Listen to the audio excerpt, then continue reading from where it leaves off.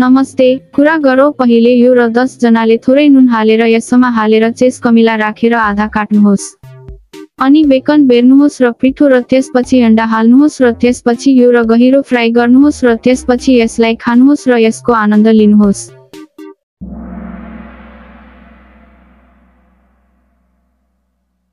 मैले deep fry bacon चीज burger बनाए। 3 2 1 पटक। पहिले यो हो र 10 जनाले थोरै नुन हालेर यसमा हालेर चेस कमिला हालेपछि आधा काट्नुहोस्।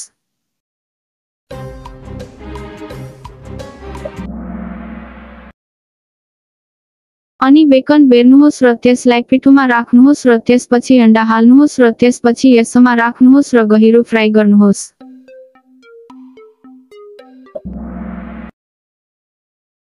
अनि खानुहोस् र आनन्द लिनुहोस्।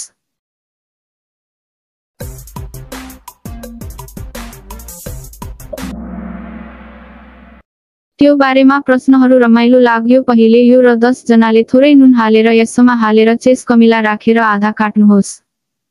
अनि बेकन बेर्नुहोस् र त्यसलाई पिठोमा राख्नुहोस् र त्यसपछि अन्डा हाल्नुहोस् र त्यसपछि यसमा राख्नुहोस् र गहिरो फ्राई गर्नुहोस्।